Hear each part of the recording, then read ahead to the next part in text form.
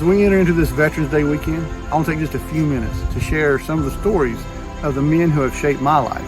21 men departed my church, Richland Baptist Church in Woodford, North Carolina for World War II.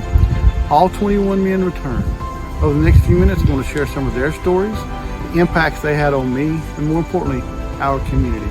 As we enter this weekend, let's remember our veterans. God bless our veterans, and God bless our United States of America.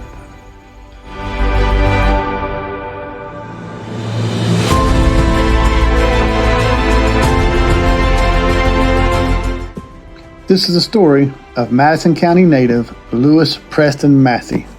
Known as Big Peppy to my family, Big Peppy served in the Pacific Theater and was on board the USS Missouri in the Tokyo Bay when Japan surrendered to the United States in September of 1945. I can recall Big Peppy telling stories of the emotions of leaders from both countries that day. While stationed in Hawaii, I had the opportunity to visit the Mighty Mo and pay my respects to the men who sacrificed all that terrible day in 1941. Big Peppy taught me humility and chivalry. Humility in serving for the greater good, and chivalry in the way that he took care of his spouse. I never saw the car stop without him immediately opening the door for my Aunt Helen. He said it was something he missed while he was serving. He was married to my Aunt Helen for almost 60 years. He was more of a grandfather figure than a great uncle. He was the one that made Christmases and summer vacations happen. Upon return from the service, Big Peppy served as a deacon, a church treasurer, a Sunday school teacher, and a church superintendent, was a charter member and chaplain of the Woodford Fire Department. A man of few words, but when he spoke, people listened.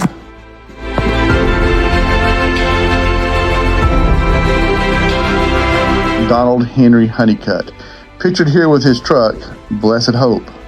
Before departing for the European theater, the ladies in this picture from Richland Baptist Church presented Don with a New Testament Bible. That Bible and his faith would bring him safely back to Western North Carolina. Don received a Purple Heart for shrapnel wounds sustained in combat. That Bible provided Don with more than spiritual comfort. The shrapnel that wounded him traveled through that Bible before penetrating his left shoulder.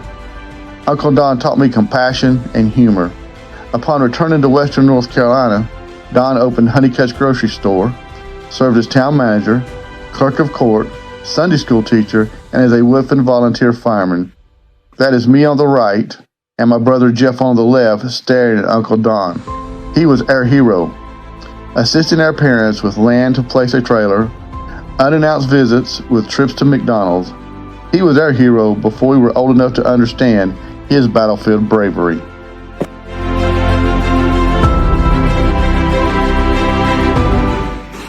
Like Don Honeycutt, Buncombe County native A.V. Roberts, pictured here with his bride of 63 years, Wilma. He also served in the European theater. A.V. would land at Omaha Beach and receive a Purple Heart for wounds sustained near St. Lo. During my recent tours in Europe, I had an opportunity to visit Normandy and stand on the beaches and look at the coastline. We must make every effort to remember the sacrifices of the men who did not waver in the face of achieving our national interests. A.V. taught me compromise and team building. A.V. could find common ground and convince all to get on board for the greater good.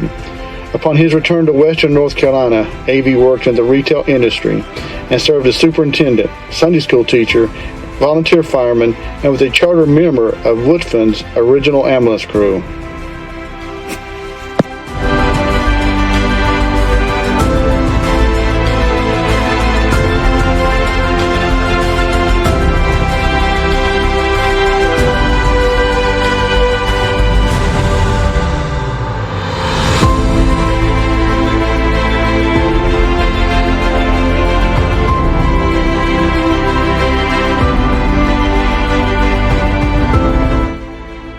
Buncombe County native Coleman Snyder, pictured here with his bride Mildred, would serve as a truck driver in the European theater alongside Don and A.V.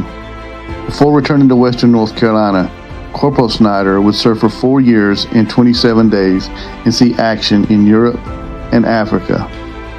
Coleman taught me to be steadfast and true and never seeking recognition.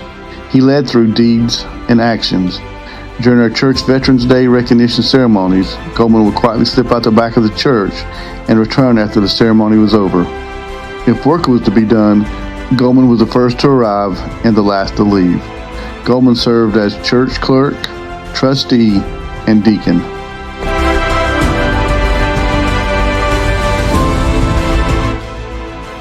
Buncombe County native Ray Langford, pictured here with his bride of 46 years, Ike, would also serve in the European theater. Ray was a tanker. Upon his return, like the other men, Ray would serve as a leader in our community, never afraid of hard work. Ray taught me organizational and structural skills. Ray would rise from floor sweeper to supervisor at Burlington Manufacturing.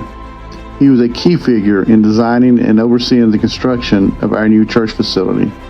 He would serve as president of the Lions Club, church trustee, and deacon, and also serve as a board member of the Town of Woodlands Water Board. These men shaped the first 18 years of my life, and I am forever grateful. From my first day in the Army in August of 1984 to my last day in July of 2021, men and women from every corner of the United States would shape that 4 decades of my life. Drill Sergeant Norville Patterson would challenge me physically, mentally, and emotionally, and would celebrate the day I received my commission. Captain Melvin D. Walton would test and certify that I had met the gates for commissioning. My 18-month battle buddy, Command Sergeant Major Ronald Ferdinand, shown here in front of our battalion formation, would become my best friend and confidant. Throughout my 4-decade-long career, I was surrounded by great men and women who demanded and lived our Army values. Loyalty, duty, respect, selfless service, honor, integrity, and personal courage. On Veterans Day in 1980, our 13th House of Representative, Lamar Gudger, sent A.V. Roberts, the gentleman who had landed at Omaha Beach, a solemn letter. His words ring true today. Twice a day here in Washington, I pass the strongest possible reminder of what the veterans of the armed forces have given for their country. That reminder is the Arlington National Cemetery, with its rows and rows of crosses. Silent sentries to the pledge that greater love have no man than this. He laid down his life for his friends. There is no generation gap in Arlington Cemetery. Those who fell and are gone lie side by side with those who died in Vietnam. Those who perished in the steam-heated jungles of the South Pacific during World War II are next to those who fell at Incheon, Korea. And there are those of us who, through God's grace, survived, returned home to pick up the threads of civilian life, but still seek when needed to serve our country. Western North Carolina, as Congressman Gudger reminded us, there is no generation gap in Arlington National Cemetery. We must now add the names of Iraq, Afghanistan, and Syria to that list, regardless if you're in the mountains of Western North Carolina or any cemetery across our great nation. As we approach the 11th hour of the 11th day of the 11th month, take the time to keep our veterans in your thoughts and prayers. God bless you. God bless our United States of America.